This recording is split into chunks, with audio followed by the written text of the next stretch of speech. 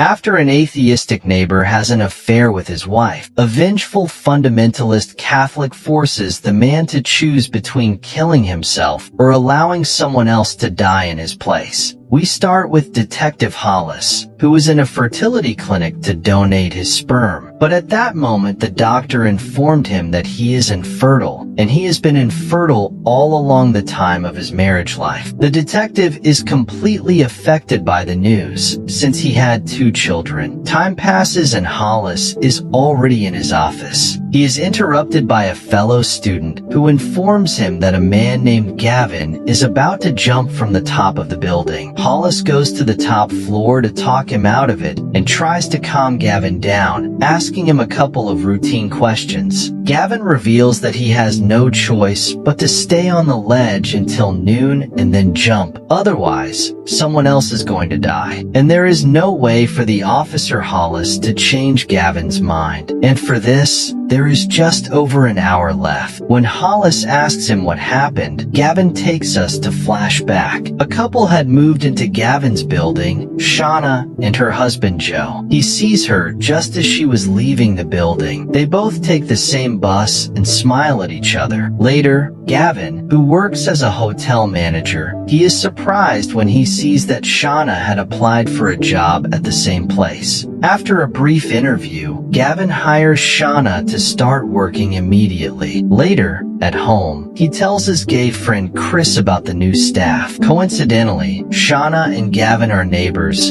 and now they work together as well, which seems quite curious to Chris. But Gavin rejects any ideas his friend is having in the head, since Shauna is a married woman. Shortly after, Shauna and her husband, Joe, knock on Gavin's door to introduce themselves. Then Joe invites Gavin and Chris to dinner. They both accept the invitation with pleasure. The night that Gavin and Chris meet at Shauna's house arrive, and they go at the couple's apartment. When Joe asks Shauna to go get wine, Gavin goes to the kitchen to help her, and they chat for a bit. Joe mistakenly thinks that Gavin and Chris are a gay couple and prays for them at the table, calling them an abomination. Offended, Gavin abruptly leaves their house. It turns out that this new couple are very conservative devotees. The next day at the hotel, Shauna apologizes to Gavin for what happened the previous night. Gavin, to calm the atmosphere a little, invites her to lunch. As they walk, Shauna tells him that Gavin is wrong about her husband. She tells him about the terrible childhood she had and how her husband Joe saved her life by helping her with her drug addiction. Later on, Gavin offers her a drink, hinting at a drinking problem despite his modest demeanor. He is surprised to see that Shauna opens the bottle with her teeth. They talk about Gavin's friend Chris, and Shauna finds out how Gavin took Chris in. When Chris lost his job due to the discovery of his HIV-positive status, it was Gavin who helped Chris with the place to live in. After this, we return to the present. It turns out that Gavin was telling Hollis all of this. Right there, the officer receives a call from his wife, Angela, but Hollis doesn't pick up her call. At that moment, we see flashbacks of that morning. His children ran excitedly out of the house to greet him. Hollis then confronts his wife and demands to know whose children they really were. He is completely furious at being deceived, making him believe they were his children all these years. After this flashback, the story returns to Gavin, who continues to tell everything he experienced with Shauna. Joe the next morning apologizes for assuming that Gavin was gay, but he tells him that if he doesn't change his attitude, he will go to hell. Gavin picks up the pace, telling him that they should talk about gays in hell, and why not? But at another time, since he was a little late for work, before parting ways, Joe invites Gavin to join him on Wednesday night. While riding the bus, Gavin tells Shauna that he was married, but that his wife had abandoned him. He starts flirting with her until the woman reminds him that she is married. When Wednesday night arrives, Joey preaches to Gavin about his religion. As an atheist, Gavin maintains that it is ridiculous to believe that only the believing people will be saved, and reproaches him because a child was hit hit by a bus without ever having heard a word of their religion, she would have to go straight to hell. Joe maintains that spreading the gospel is very important. The situation escalates quickly and turns into a shouting match, which Shauna interrupts and asks Gavin to please leave. Afterwards, she tries to calm her husband down, but he tells her to go away. The next day, Shauna tells Gavin about her past as a drug addict and prostitute. Then she met a pimp one day. Her pimp sent her to a man in a church, and there they beat her. After the beating, Shauna could barely walk. Joe found her the next morning and took her to the hospital, so that's why she feels she owed Joe for her life. Shauna asks Gavin to stay away, and he sadly agrees. 3 weeks later, Shauna sees Gavin comforting a staff member that she was crying because her father's demise, and she is surprised to see Gavin caring for others like that. At night, while Gavin smokes outside, Shauna joins him. He invites her to look at the stars and kisses her, but she stops him and leaves. Joe sees her doing things very late and becomes suspicious. The next day, Shauna goes to Gavin's office and kisses him, but there is a knock at the door. So Gavin tells Shauna that he will reserve an hour for Shauna to meet. Shauna goes to the hotel room, and I would email him the details. Later, while Shauna was bathing, her husband checks his phone reading email, although fortunately Gavin had used a previous employee's email, so Joe doesn't know that Gavin is the person she is cheating on him with. Shauna tells Joe that she has to cover someone's shift at the hotel that night, so he has to go. She then heads to the hotel room where Gavin was waiting for her. Unbeknownst to Shauna, Joey had followed her there. Shauna and Gavin make love, and when Shauna was about to leave, Joe sees her kissing a man while leaving, but can't tell who it is. The next morning, Gavin asks Shauna to leave her husband. Shauna says she feels scared and sorry for Joe, but she has also distanced herself from him because she can only think of Gavin, who says he feels the same way about her. That night, Joe has to leave on church business. As soon as he leaves, Shauna goes to Gavin's apartment without knowing that Joe was hiding in the house to know what his wife was doing. The two make love again while Joe, heartbroken, listens to everything from behind the door. After making love, Gavin reveals that he had a daughter. She had died 2 years ago in a car accident. He always blamed himself because he was driving when a truck was about to hit them and turned the wheel in the wrong direction, which caused the truck to hit the side of the car in which his daughter was. His wife could never forgive him for the little girl's death, which led to their separation. Back to the present, Hollis admits that his wife cheated on him and recently discovered that the children he thought were his, they are not biologically, because he was sterile. Hollis explains that he and his wife struggled to conceive and underwent fertility tests many times, but he never checked the results because his wife said everything was fine. Months later, they had a son who, unbeknownst to Hollis, he had been conceived by his own brother through an agreement he had with his wife. Hollis breaks down crying as he tells all this to Gavin and begs him to come into the building. But Gavin tells him that he wants to, but he can't. Their conversation is interrupted by another officer with news about Joe and Shauna. They are both missing. Gavin continues his story. He and Shauna plan to tell Joe the truth about their affair, but Shauna wanted to confess to her pastor first. One day, Joe sees Gavin and Shauna kissing. He books a hotel room at the place where she works, and when Shauna arrives at the room, she is surprised to find her husband there. The next day, Joe invites Gavin to his apartment and reveals his past to him. Joe was previously married and had 2 children. He had struggled with substance abuse and sin. He lost his job when his wife and children abandoned him. Hitting rock bottom, he entered a church, found God, and was reborn. Feeling saved and believing that God had sent Shauna to take care of her, Joe thought he felt pure love for her, until the night he heard them making love at Gavin's house. Joe, with the gun in his hand, realizes that he shouldn't die. Then, he points the same gun at Gavin and tells him to read a Bible verse that calls for the death of adulterers. But Gavin responds with a story from the New Testament where Jesus saved an adulteress, challenging only those who without sin would cast the first stone. After Joe lets him go, Gavin tries to call Shauna, but Joe answers the phone. He confesses that he is in favor of the ruthless justice that was read in the Old Testament, but he tells him that they both didn't have to die. Just one of them is enough to die. He threatens Gavin that he has Shauna with a gun to her head, and he will shoot her at noon, unless Gavin jumps off a building. Detective Hollis tells Gavin that if he had told him the truth sooner, they could have found Joe, but still he tries to convince him not to do it. The officers were already searching the hotel across the street for the kidnapper. For a glance, Hollis notices Joe right in the opposite building. Joe and Shauna watch everything from across the street as Gavin is on top of the other building. When there are only minutes left until noon, Hollis begs him not to jump. Gavin asks the detective to tell Shauna that he loved her, and looks at the photo of his daughter for the last time, thinking that he didn't want the same fate for Shauna. Gavin kisses the picture as the noon bell rings,